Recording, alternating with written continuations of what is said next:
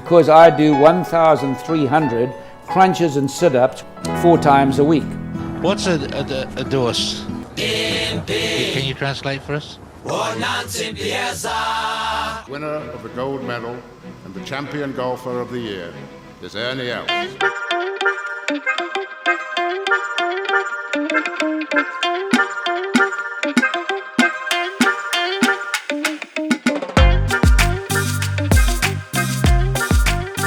Gentlemen and ladies, shankers and ringers, welcome back to the Go Track, the podcast about golf and golf adjacent stuff, mostly from Africa. Teabag here. We've got a full squad tonight. Good evening, Tucky. Hello, Teabag. Hello, guys. It's great to be teeing off with you guys this evening. Hopefully, we can have a good chat. Hello, Hoff. How's it going there? Hello, Teabag. It's been a long work day, but it's good to be back in the fall ball. Nice to have you with us, JDV. What's happening there? You've got some incredible earphones on. We were just commenting before the show. You really do look like you're on your way to Mars.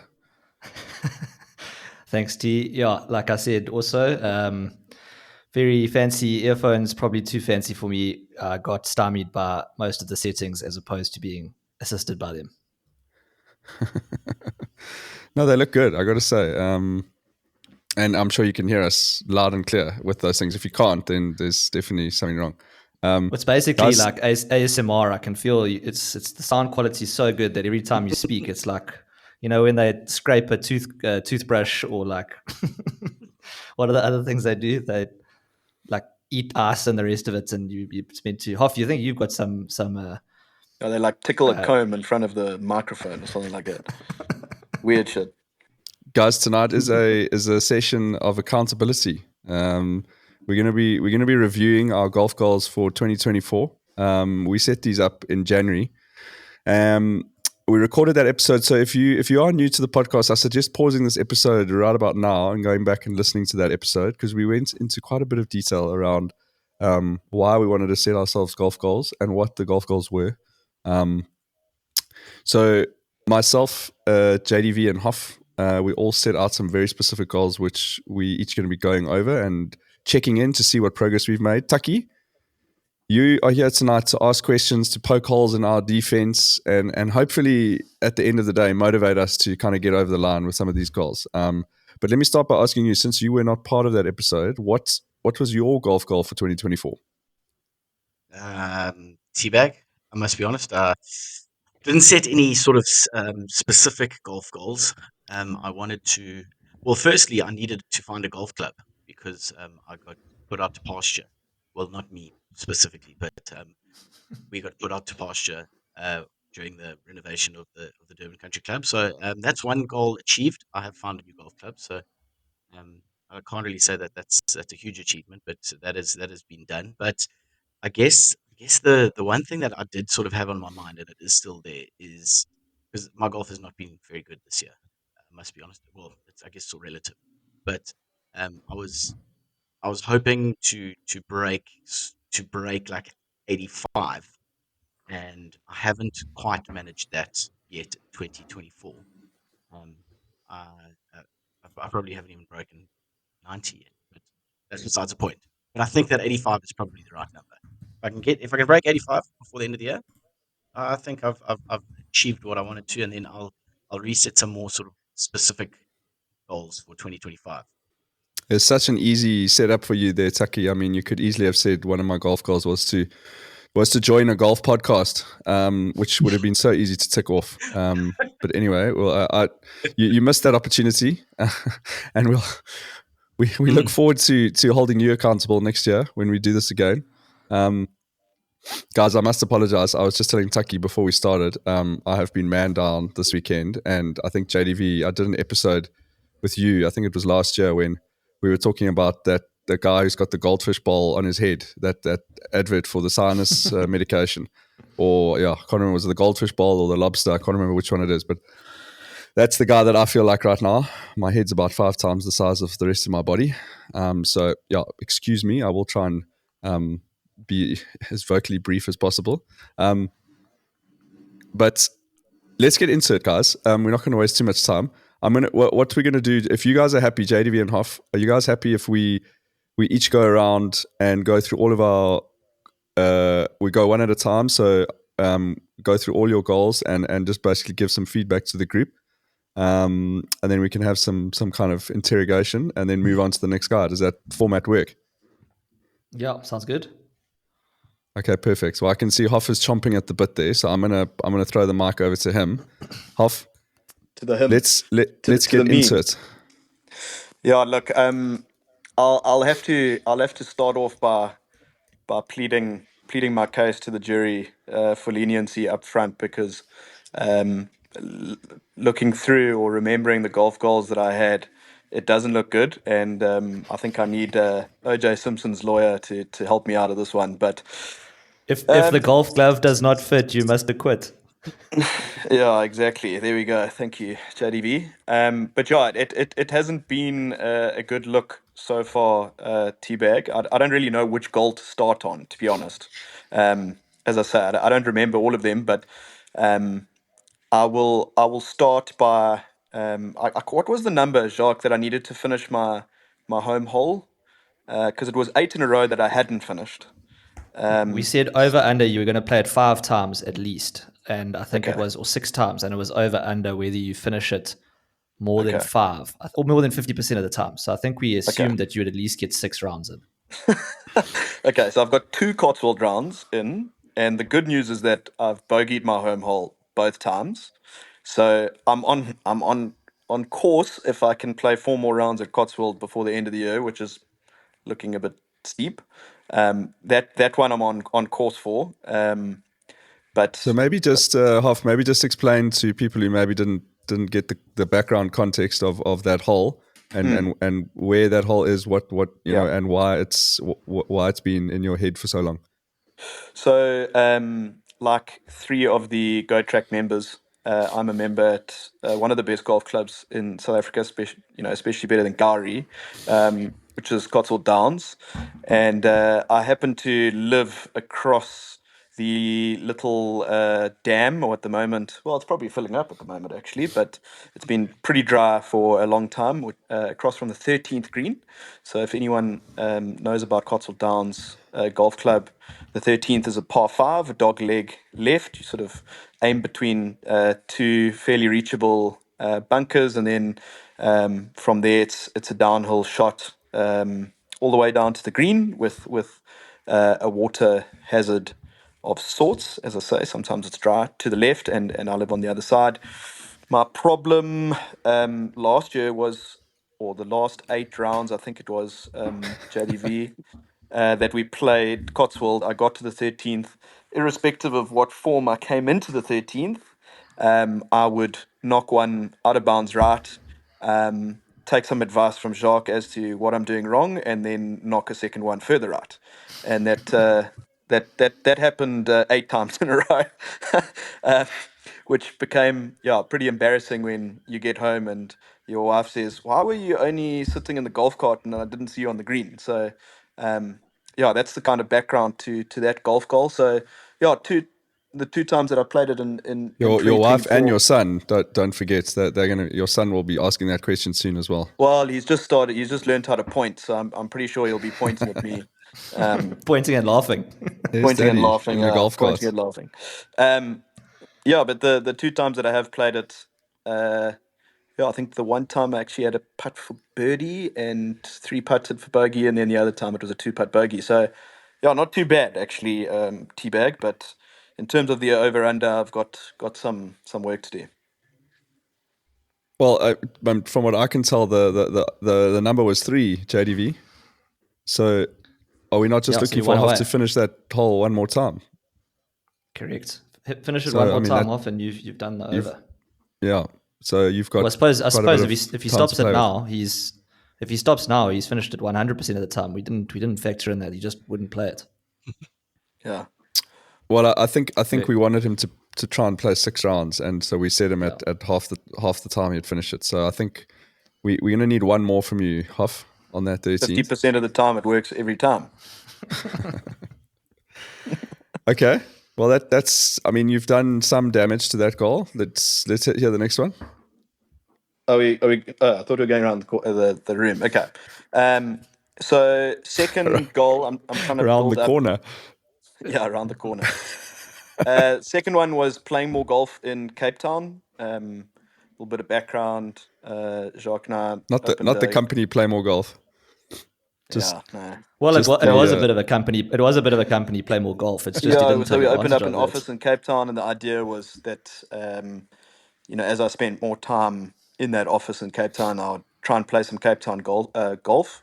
I particularly wanted to play Ehrenvale, just because it's just around the corner from where my in-laws stay. I can feedback on that is an absolute dud of a goal as at the 16th of September 2024. Zero golf has been played in Cape Town.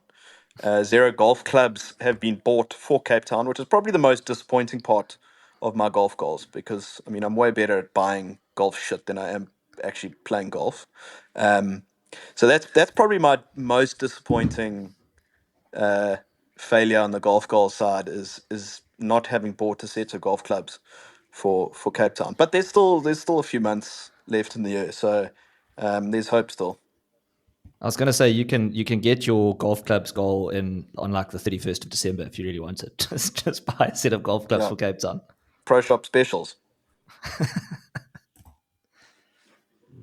well, from the sounds of the winter that Cape Town's had, I think those golf clubs would have been better used as like canoe paddles for the last like 4 months. So, you probably, I think the weather's clearing up there now. So it's probably really good timing to start getting online. Yeah, I'm sure Taki can send you some deals. And get yourself a little bag. Yeah, look, Half, I I've mean, got some I'd like to play. connections. I'd like to play one round, as I say, maybe Ehrenvale is really one that I drive past every time we visit there, which is not too often, but yeah, it's one course that I'd particularly like to play.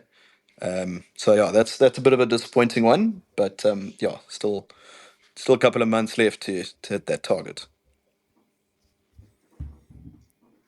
And then there was a particular so outside of purchasing golf clubs, the other thing Hoff is very well known for is teaching himself golf via Instagram videos. Badly. And there was and badly and several of them taking little bits and pieces from each Instagram teacher and trying to mold them into one perfect swing. But there was a particular focus that you were going to have this year, Hoff, and just talk us through what that was and how that's going.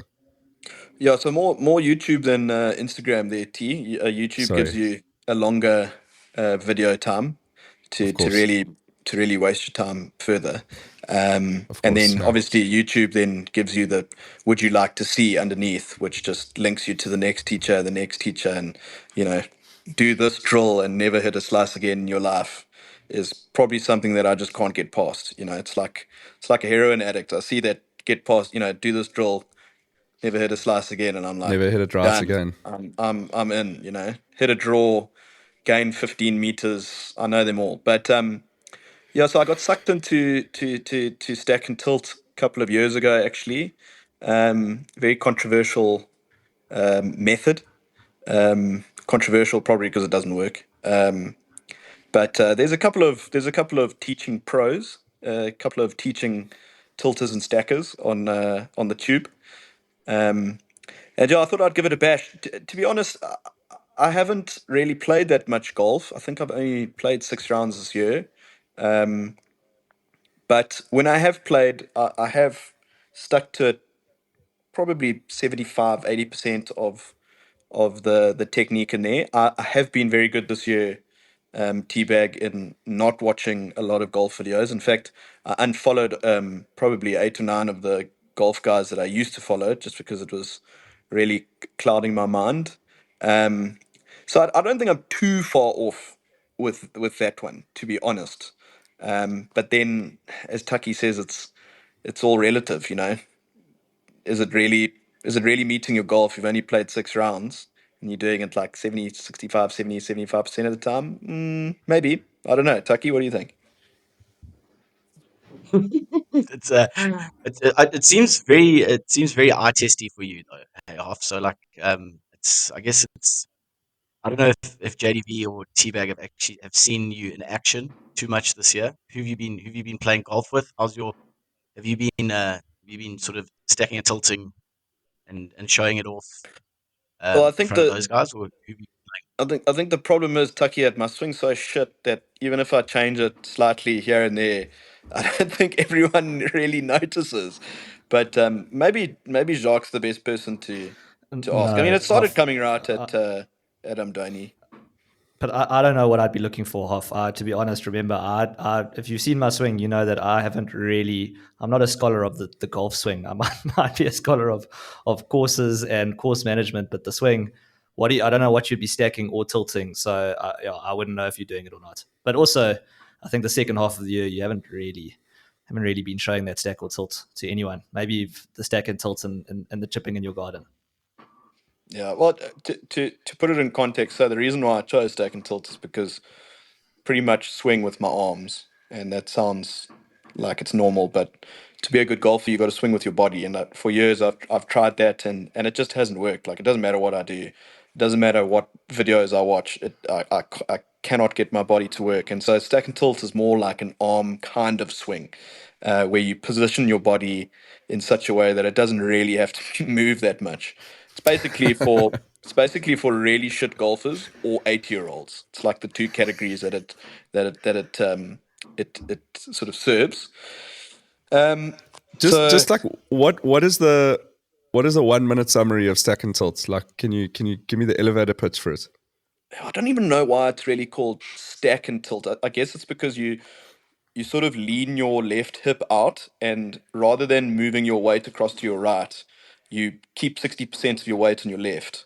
So as you're swinging back, you try to keep not all of your weight on your left side, but just try to keep more of your weight on your left side than you ordinarily would.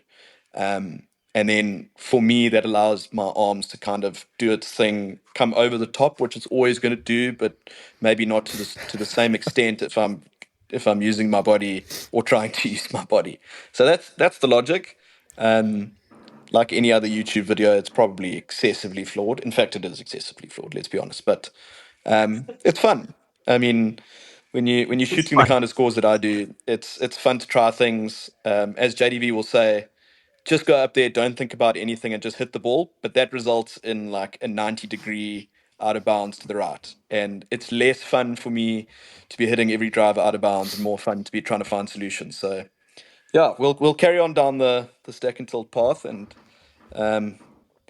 it's also tough when you're playing as little golf and infrequently as I do.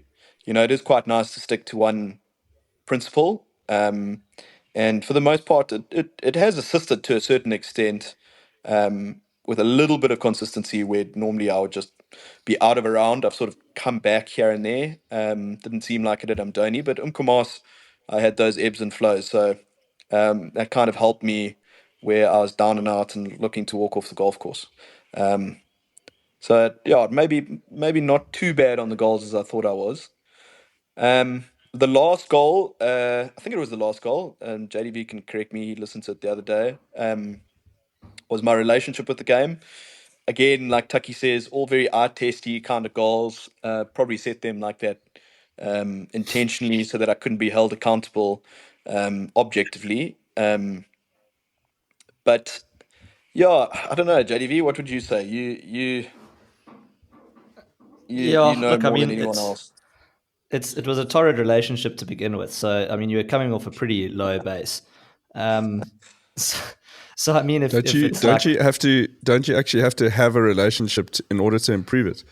Well, this is it. So I mean, if it's like a scale between 0 and 100, and he was on 0 and he's on 1, I suppose. Like, sorry, that was a drive-by. Can I give my 2 cents? Because when I played with you at Amdoni, you and I had pretty horrendous rounds of golf, and that was one of the funnest days that I've had this year on a golf course. So you had a great relationship with the game that day, and so yeah, my input from what I've seen, and then you played some really patches of some really good golf the following day as well. Yeah, so you played well. But Terence, that's not the relationship I think that we're talking about. Okay. I don't think anyone's accused Hoff. Yeah, is that the side Hoff's fling? like if he finally goes out with golf, he enjoys himself. I think the relationship, and Hoff, you can correct me if I'm wrong. Like you're always, in most of the time, you'll like get a beer and you'll enjoy yourself on the golf course. I think the issue is your general relationship with being excited to get out onto the golf course, which is the questionable thing, which I'm not sure how much that has improved, because it has been about, I'd say, since our Andoni trip, you haven't really like been chomping at the bit to get out there and play golf, which is sort of where the eye test fails you a bit. Yeah, no, I think both points are relevant. I mean, I used to lose my shit when I played badly, and I certainly don't do that anymore. It doesn't matter really. I can shoot 150 or 90. It doesn't matter. I'm always going to have a good time out there. But you are right, JDV, and it seems to be something that happens to me. Maybe it's winter. I don't know, that affects me, but I sort of like start the year very excited for golf, then go through a patch where it almost like disgusts me, and then it's through winter, and then come out the other side and get excited. The for best golf time again. of year to play golf in KZN. Yeah. It's just disgusting. I'm so glad Hoff's got a golf podcast by a game that he's disgusted in. No, but it's. I not mean, the if our game that I'm listeners aren't disgusted in. taking It's- positivity out of this, then I don't know who No, is. It's not the game that I'm disgusted in. It's my game that I'm disgusted in. It's not. I still enjoy watching golf, and I still love golf. It's just like I think I get so hurt by it after being excited after the first quarter of the year that I need to forget that pain for a while, and that's winter. And then usually, I'm like, summer, good weather, hopefully get out on the golf course, and then start that pain process again. It's like almost getting back together with your divorced wife and then starting the process all over again. That's never happened to me, but I mean, Yeah, I was about to say, this is I definitely can not only speaking imagine. from experience. yeah. It sounds sort of Hoff, Stockholm syndrome. There was one more goal. Yeah, I'm pretty sure you could do like a psychological thesis on it, Tucky. It's difficult to describe that, like that want in Summit, like really want to go out there, and we've seen it when we've gone for like company weekends away, where I'll want to play it both days, and then 3 months later, it's the last thing on my mind, kind of thing. So yeah, it's probably a 40% get on that goal, maybe lower. Sure, yeah. Hoff, I think we could probably talk about some of those issues for a couple of hours. Issues. Maybe you and Rory McIlroy maybe need to sit down sometime and share some of your experiences. Some of your pain. Your woes, yeah. But look, Hoff, there was another goal you had, and not to sort of kick you while you're down in the trenches, eagle. but you were going to go for an eagle. I'm assuming that hasn't happened. You did have a chance at an eagle at when we played at Amdoni. You had a sort of about a 15-meter chip, which didn't really threaten the hole, but it was a legitimate chance. But what I want to say, and then we can move on onto JDV, is we sort of forecast, and I listened to our Golf Goals podcast again, and in that we sort of forecast that you were going to have these ebbs and flows this year. And one of the things that I recommended you should do, which I really feel like you should do right now, like in the next week or two, is go to a simulator setup somewhere, at one of the pro shops or whatever, House of Golf or whatever, and go and hit some balls into the screen, get your gapping done. Maybe maybe buy a club. Who knows? That might get you to the first tee. Go and get some data. I know you're a data guy, so go and do that. It's not a round of golf, and see if that doesn't sort of light the fire a little bit, to get you out there in summer, just in time for the rainy season. Yeah, sounds good. I mean, I've always been a fantastic driving range player. To be honest, it's always been something that I've enjoyed, to go out there and hit about 4,000 balls and come out with less confidence than you approach the mat with.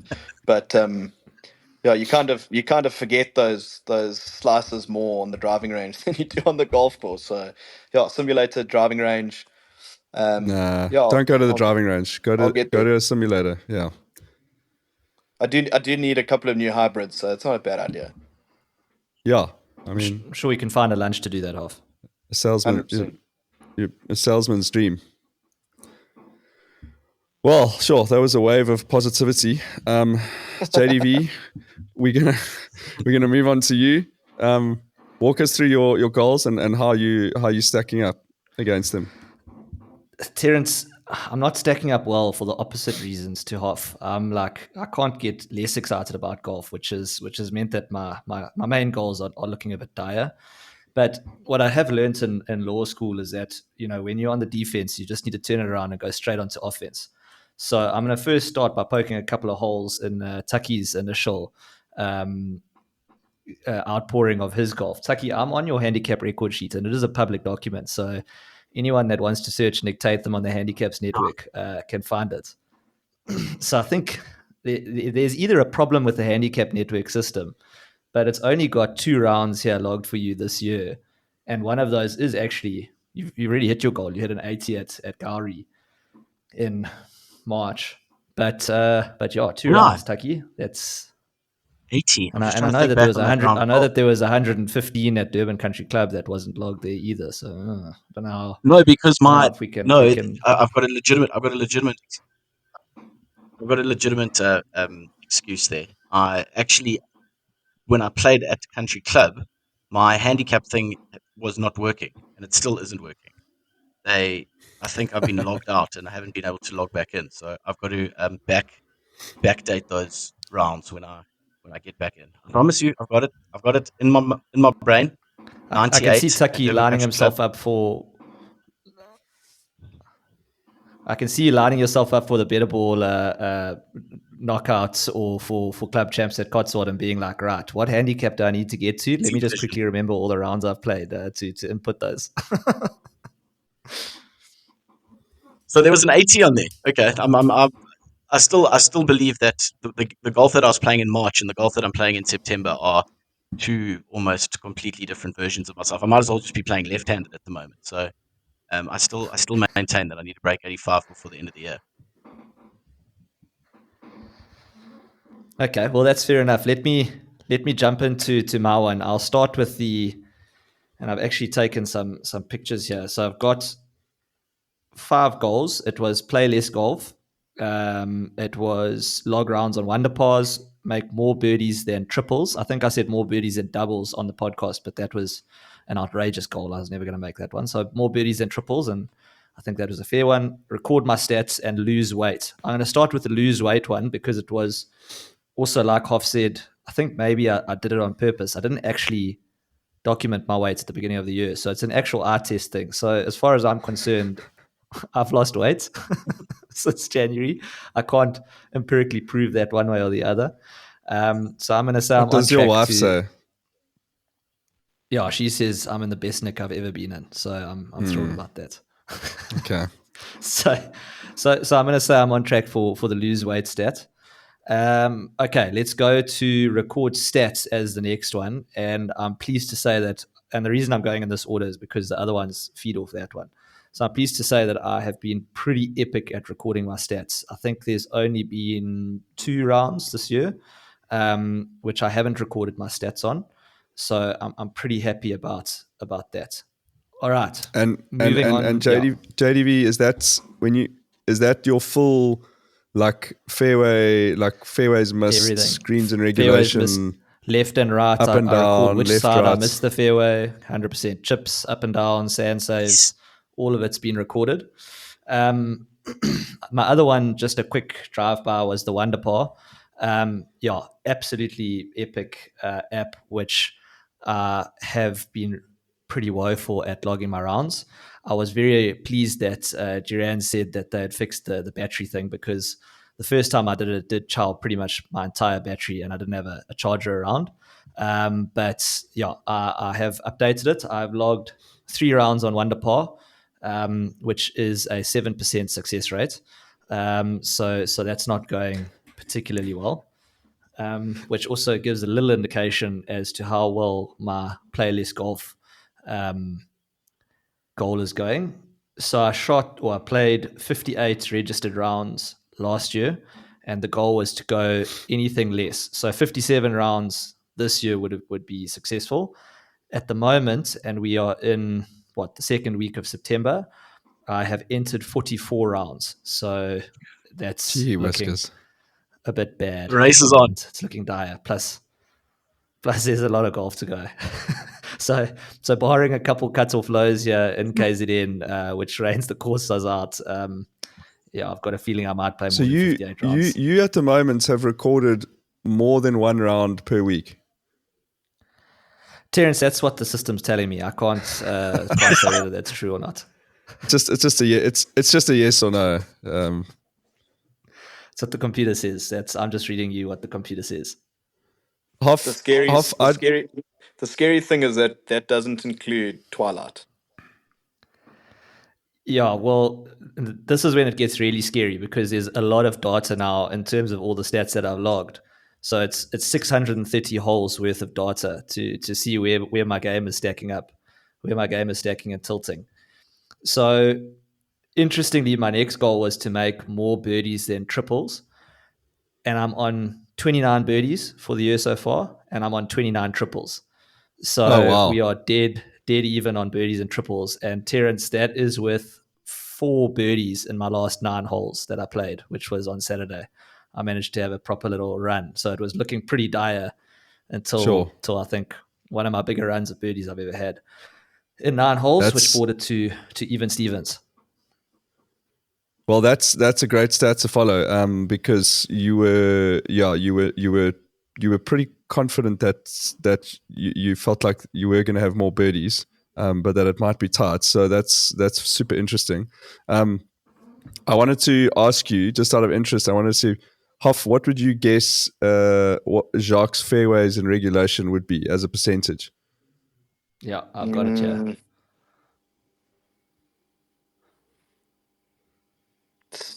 77%. Just as even the LPGA ladies who hit it like dead center, I don't think have that stat. That's what is insane. it? I would say I don't know what it is, but okay, I would guess it's in the mid 60s, like 65. Okay, it's 54.2% over 432 I was going to say 40. I was going to say 47. You've lost your touch, eh? And yeah, if you want to know where it's going, 30% of the time it's going right, and 15% of the time it's going left. So the right miss is still obviously. So it's going both ways, basically. And greens in regulation. You guys want to take a guess what my current greens in regulation is? 38%. Yeah, it's definitely going to be less than your I'm going to fairways, say, probably. So like 35? 51. Wow. Okay, well, your Oaks are there and thereabouts. Hit 42% of greens in regulation, which I don't think is terrible, actually. Putts per hole, putts per 18, average putts is 34 putts, 34.7, average per 18 holes, with 1.93 is my average putts per hole. So yeah, these stats reasonable. just show what an annoying golfer you are to play with. It's just down the middle, on the green, 2 putt, next tee, down the middle. It's and if the stats are anything to go by, it's generally a par or a bogey. So it's par 39.2% of the time and bogey 37.5% of the time. So slightly ahead with the pars, but not by much. How your putting stats and your doubles? So the putting stats, Tucky, there's a bit of noise in those stats, to be honest, because sometimes you're like on the fringe and it doesn't really count as a putt. So I think there's a bit of noise in that data, but for the most part, it's sitting at about 35 putts around. So just under 36 putts. So it's reasonable, but like I said, I think some of those 1 putts are where you putt from off the green and doesn't count as a putt. It counts as a sort of an other in the stats. Doubles tee, I'm sitting at 14%. So yeah. So mainly pars and bogeys when I play. Okay. Well, I don't know whether to say well done or just to tell you to take a break a bit from golf. It's hard to say, but is impressive. That I'm impressed that honestly, I'm impressed that you've recorded so many rounds in stats. That's probably the most impressive part of it. Yeah, listen, Duran's not going to be happy about that one to par ratio. Essentially, you've thrown away like 1,500 rands worth of like golf apparel that you could have. But the thing is, cashed in. it needs to become a habit. Like, you know, you wet your towel, you mark your balls, you open your one to par round, and it's as soon as it becomes that like pre-round routine, then I think it's just ingraining that into your pre-round routine, because you also get to like, you know, 14 holes, like, oh shit, you know, I forgot to start the one to par, and then you're like, oh well, you know, I'll do it next time. So it's just trying to. Do you have notifications for one to par on? Because he did tell me that they had set it up so that if you got into the golf course area, it would actually send you a notification saying, "Are you on the golf course?" Okay, but bearing in mind I walk my dogs on the golf course, so I'd be getting quite a lot of notifications. Well, might be. Well, there we go. Yeah, maybe get some points. There might be a cheat code. not that I could say yay or nay, but yeah. No, well done. I mean, I think you can. I'm very keen to track your birdies and triple bogey stat. It's going to be a good one to touch base with at the end of the year. Genuinely, are you going to blow right over those 56 rounds there? 58. If I manage to get to 56, I'll be stoked. But okay, so 58. It does seem likely, Terence. I mean, with the holidays coming up, it's not like I'm not going to play golf. You're not taking a break. Well, please take Mr. Hoffman out with you. You sound like an addict. You sound worse than an addict. You're like, I am an addict, Taki. Like, I can't promise you anything. The scariest thing about that is that you have a 1-year-old. Like, yeah, he loves golf. Played 44 times, and you have a 1-year-old. Like, I don't understand it. It's insane. It's the most intense stat I think I've ever seen in my life.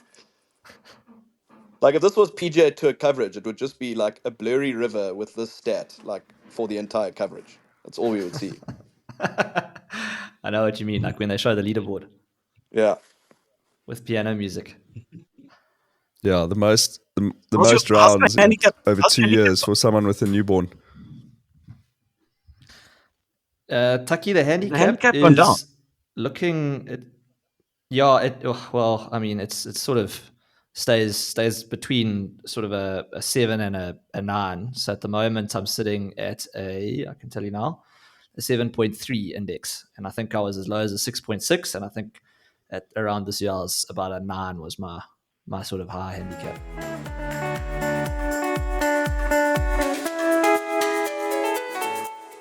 Hi, this is Dale Hayes, and you're listening to The Goat Track. Okay, cool, JDV. Should I jump into mine, or are you wrapped up there?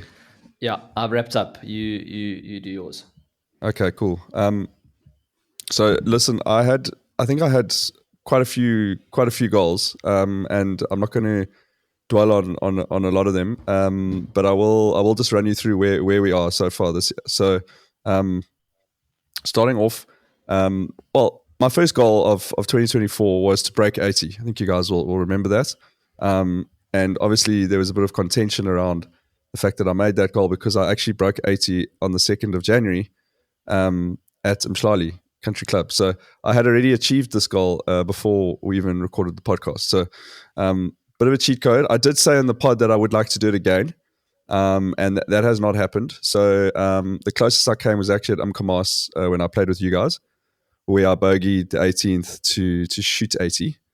So yeah, I'm hoping that I've got that 70, another round in the 70s in me.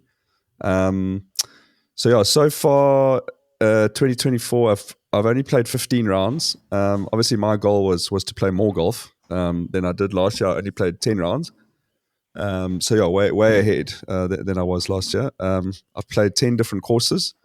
And one of my big goals was I wanted to end the year with my handicap my index beginning with an 8. Hate to tell you guys, but that's not going great. It's been a bit of a tough scene. Obviously started off really well. got it down to 10.0, and then since then it's just been gradually getting higher and higher and higher. Just my last 2 rounds, I managed to bring it down again. So we currently started out the year on a 10.3, currently sitting on a 10.2. I don't know. I'm no like mathematician, but that linear relationship doesn't put me at an 8 by the end of the year. But who knows? Maybe I find a purple patch in the next couple of rounds. Okay, second goal or third goal. Okay. So this was a sort of a sub goal. So this was around wanting to play more golf and how I was going to measure success. So I sort of had this idea of playing roughly 30 rounds of golf this year. But that wasn't the actual goal. My actual goal was to get 25 or more birdies, because I sort of averaged probably just less than 1 birdie per round. So I figured if I had a birdie goal, it was a nice positive goal. So I got it. I nice to tell you guys, that stat's tracking quite nicely. I'm currently on 17 for the year. Massively bolstered by the absolute birdie rush that I had at Simbiti last week, which honestly could have been even more. But I don't know, JDV, do you think I've got 8 more in me between now and December? I thought you were going to say between now and the end of the month. I was like, yeah, you definitely. It's a couple of golf tours away this weekend. No, I think T, you've definitely got more than enough time to get those in. Whether that's going to get you down to something beginning with an 8 is another question. Yeah, that's the big question, and that's a great segue into my next stat, which is that I wanted to try and have less than 2 double bogeys or worse per round. So I really wanted to focus, and I said if I could achieve that, I was pretty sure I would get the handicap down. Guys, that's not going well. So I've been tracking the stat. So I worked that out. Less than 2 double bogeys per round is basically 10%. Of that's 10% of your score is double bogeys or worse. I'm currently sitting on 3.8 per round, guys. 3.8 double bogeys or worse, which is basically 21%. So really not going well. And funny enough, the big culprit here is par 5s. Par 5s, my double bogeys or worse this year on par 5s, 31%. That is an absolute, and that's an indictment, Terence. But again, and I know you're not going to want to hear this, but this is what we discussed when we discussed the best par 5s or the top 5 par 5s in KZN. I think when it comes to good golfers, it's a low scoring hole. So you can almost see someone's ability by their ability to score on par 5s. And the sort of curve goes, as you get a bit worse at golf, your ability to score on par 5s gets worse because there's more shots to hit. So there's more for you to F up while you're trying to get to the green. Yeah, I mean, my stats actually pretty similar to you. I'm not great on par 5s either. And I mean, it just shows that par 5s aren't easy if you're not a really good ball striker and good golfer, because it's just so much that can go wrong. And also you're trying to take risks, Terence. I think, like, I know you also, who's quite a big hitter. I mean, and I feel like you're the sort of oak who's like, well, you said as much, that you want to take driver off the box, and par 5s often don't lend themselves to a driver off the box. You'll take that driver off the box. Well, they should, but you'll take that driver and go for the small shots. And then once you've taken if you have got the shot in play, then what was the point of taking the driver if you're not going to go for it in 2? So I'm not surprised by that 30% stat, based on your thoughts on how par 5 should play. Look, it's fairly accurate what you're saying. I've battled off the tee this year, particularly in the beginning of this year. I have, I'm not honestly not sure, because I've also had more birdies on par 5s than on the other holes as well, than on par 3s and 4s. So it has paid off sometimes, but look, honestly, I'm gonna throw Gowrie under the bus here a little bit. Like, I've played 5 or 6 of my rounds of the 15 have been at Gowrie, and those par 5s, if you play Gowrie now and you play into the normal prevailing wind, which is the wind that comes from the north, Three of the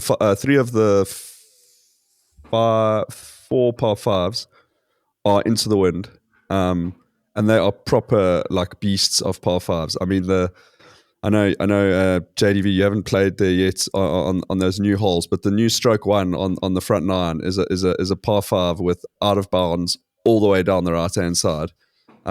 It's a huff. You would have like sleepless nights about this hole. This hole's so far in my head. I think I've only finished it once, and I think the other 4 times I think I made double or worse. So. Yeah, Gary is definitely the Gary par fives have charred me quite badly. So, guys, moving on. Make an eagle. Hate to say it hasn't happened. To be honest, haven't really come close this year. I can't even really recall having an eagle putt, to be honest, which is not surprising given what I've just said about my performance on the par fives. Honestly, the closest that I came was when I played at Gari the other day with Duran from Wonderpar. And on the second hole, which is the par 3, I hit it to about a foot, which is probably the closest I came to an eagle, which would have been an ace. But yeah, that's about it. Haven't really threatened the eagle, so hopefully that is lurking. Okay, last goal, guys. This was probably my most ambitious goal outside of the handicap. I wanted to play 15 new courses this year. JDV, I remember when I said this goal, you were a bit outraged, and you felt like it was a bit of a stretch target. At the time, I had a golf trip planned for overseas, in which obviously every single course that I was going to play was going to be new, and I figured there were at least 5 or 6 courses that were going to be in there. So I figured it was only actually 10 courses locally, new courses, which feels achievable. So I hate to tell you, I'm currently sitting on 3 new courses this year, guys. And one of them is going to be a bit contentious because those 3 courses are Blair Athol, Umkomaas, and then JDV. I'm claiming DCC as like a new course. I thought you were going to claim Gowrie, so I think you can claim DCC. I thought I was going to be a bit skeptical if you were saying, oh, well, there's a new 9 at Gowrie, so I'm claiming that as a new course as well. So if you really squint your eyes, Terence, you can say 4 new courses?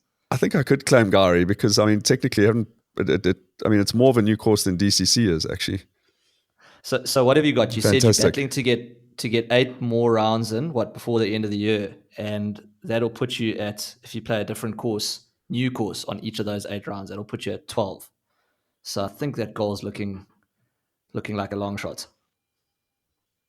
No, because I've revised it to 10. To 10 new courses. Oh, okay. So then it's a shoo-in. So here's what I'm thinking. I've still got going to be going to Cape Town next month. So I'm lining up golf at Clovelly and hopefully Arabella. So those are new ones. JDV, we still planning on going to Sun City, which will be Glendower and hopefully Lost City. I haven't played either of those 2. Okay. And then I want to, when we head down to the Eastern Cape for our December holiday, I want to try get to Olivewood and Catberg. So that'll get me over the line for the 10. Yeah. Okay. Well, I'm interested to check in in January on this one. And then I might pop down to Darnell down the road near Zinkwazi and just go smack around on the little 9 holes there. What do you reckon, Tucky? Have you played Darnell before? That is one place I have been. I have played there. Played there many years ago for a mate's Paul's pot. It was eye-opening in terms what of can you tell me? Just the fact that they have you don't really call them greens because they're not really greens, but like someone has gone out there in the morning and put flags in the holes on the greens. It's maybe it's changed. Okay, so they have flags. That's a positive investment. So, but I'll tell you, you're not going to losing golf balls in the middle of the fairway. It's don't expect anything too spectacular. I'll tell you that much. But it'll be one to tick off your list. Shout out Cato Ridge. Is it safe, Tucky? Like, can I take my son there with me, or do I need to have a bottle of pepper spray in the bag? No, I think rather just have the pepper spray with you. I think that's. And if you have anything, any other I appreciate any the other honesty. weapons, I'd probably suggest you take those. Yes, so I can just imagine someone coming to mag half on the golf course and him having to set up a stack and tilt to make proper contact with the oak. Nice little drive-by. Well, listen, guys. One of those places, Darnold's one of those courses where you have to walk out of the gate. So you drive into the gate, into the clubhouse, and you got to walk through the gate out onto the tee box, and then you play around the course, which is just that's pretty damning.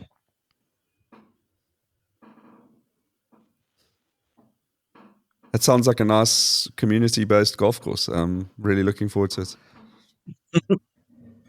Guys, this has been a good session. I think one of the goals that I had this year was to be more accountable to my actual goals for the year. JDV, I think you had something about me doing a trail run or something written down somewhere, but I did actually do that. I did that trail run earlier this year, so I do feel like I've been a bit more accountable to my goals. Even though we have waited till September to do this, at least we've done it. So, I mean, I think big takeaways for me is Hoff getting himself into the simulator and getting some data. Hopefully, buying a new club and igniting the spark. JDV just taking a bit of feet up time at home, maybe taking the month of November off. I mean, maybe the rain will play into your favor, JDV. Maybe you'll be rained out for 6 weeks. You would think that, Terence. I'm sure Kath hopes that. We had our better ball knockout match where the weather was so atrocious. It was like 9 degrees and raining, and the guys were like, "Look, can we just reschedule this?" I said, "No, sorry. I've planned my week around this. Sean's not coming out to not going through to Joburg, so we have to play on this day." So anyway, we get there. They arrive at 12. They say, "Look, do you mind if we tee off early? The rain's coming." By that stage, the rain had started to come. I had to buy a beanie and like mittens in the pro shop. It was so cold. So the guys went and waited on the first tee box from 12 o'clock all the way until 12:30 because Sean arrived at 12:30 on the dot. So the guys were standing on the tee box for half an hour in the rain waiting for us to get there. The Oak said, "Look, that's a I power was contemplating." move. Yeah, and he was like, "I was contemplating just phoning you Oaks and giving you the walkover, but anyway, here we are. So let's get this done. If it's done after 15 holes, like I'm not staying on the golf course." And I was like, "Look, that is an absolute fair comment. This is pretty atrocious." Anyway, we took the match we won it on the 19th hole. So the Oak didn't even want to be out there, and he was out there for one extra hole than he needed to be for a normal round. So look, long story for a short answer, I don't think rain's going to keep me off the golf course. That's it just shows the commitments that the Cotswold members have to their knockout tournament. Guys, I really enjoyed Taki. I really enjoyed the podcast that you and JDV did. It was good to hear some of your stories. Obviously, there were some disappointments in there as well for me. Not taking your golf clubs to Scotland was probably second behind, you sort of incorrectly confessing your love for Cotswold. But it's okay. We're a group here and we're going to work through these issues together. I must say, I'm just going to find the sweet spot. I'm still in the process. Just getting there. But I'll tell you one thing. If you've ever traveled overseas with a baby, because she wasn't even a toddler then, there was absolutely no chance those golf clubs were getting there. I tried, but just couldn't get them. No, I've never been silly enough to make that mistake, but I'll keep that in mind. I enjoyed your stories of playing golf in the Eastern Cape. Grahamstown was a place that I almost cut my teeth playing golf. We used to catch lifts up to the Grahamstown Country Club as from the boarding house, because that's where I was at school, and I think we used to pay R7 as scholars for 18 holes at that course, and a lot of guys said afterwards that they didn't think it was worth it, which tells you a bit about the quality of the golf course. But look, you know, the one thing about that place, it was proper 18 holes. You weren't playing 2 nines, and yeah, what a fascinating place. Had a lot of. I still have memories of some of like the golf shots I hit as a like a, I don't know, 15-year-old at that place. Yeah, as you guys said, you could easily lose a ball in the middle of the fairway. So you have to watch yourself there. But yeah, it's moved on now, and yeah, the Belmont is well. I can tell you now, the Belmont is well worth visiting. It's quite a difficult golf course to play. It's very tight, but it's on a beautiful piece of land, and it's really well conditioned. I mean, compared to the Grahamstown course, anything would be well conditioned, but it's they've got a really good water source close by there, so they water the crap out of that place. So it's yeah, it's well worth going to if you find yourself back at a Rhodes reunion. Well, look, I'm definitely. The plan is to sort of get down there at some stage. I don't know when, but it does look very like a lot of the guys that are sort of that we're mates with down that live in Grahamstown and surrounding areas. They all seem to be members there, and they seem to clean up every Friday. So I think it's maybe our job to go down there and beat them on a Friday afternoon on their own track. Yeah, as long as they still, it does look like that pub and that clubhouse is quite a vibe as well. You know, get a couple of Lower Albany guys to a festive clubhouse, and you're generally in for a pretty good time. No, it is. They've got a very good, like small membership there, but very, very well supported. Yeah. But yeah, it's the Eastern Cape is a bit of a graveyard for golf courses, with some of the other courses you mentioned that are all closed now. So yeah, it's you got to play these places while they're still around, because you never know what's going to happen in the EC. Yeah, guys, this has been a good catch up. We're really endeavoring to try and bring a podcast out every week now. They will all be varied in terms of the content, but yeah, this was a good way to check in on everyone's goals. Any parting thoughts, guys? Just two things for me. Maya Kelper from the pod I had with Taki, he correctly called me out when I said that there was a course in Underberg. That was incorrect. I meant the sort of Greytown area, which is also quite a stretch for Midlands, but that's St. Catherine's. I don't know if you've heard of St. Catherine's, Taki. Have you heard of it, T? no, Yeah. I've never. Yeah, Never. so I mean, it's a course, yeah. So it's a quite looks like quite a nice 9-hole course in that area, which yeah, I popped up the other day. I've never played it, so that was the one I was thinking about. And then the other one, I did get a call just correcting. You know, I said that the Amdoni golf course was built for Botha-House, and it was a bit of a Great Gatsby situation. That is very incorrect. It was actually built for the farmers and the locals in the area, and that's who played the course most of the time. Yeah, actually, I played with a member of Umdoni last week, Jacques, at Simbiti, and he actually brought that up with me. He was quite pissed off with what you said, and yeah, apparently there's a picture of you up in the men's locker room now. So yeah, just watch your back next time you go there. Oh, not another one. All right, guys, I think that's a wrap.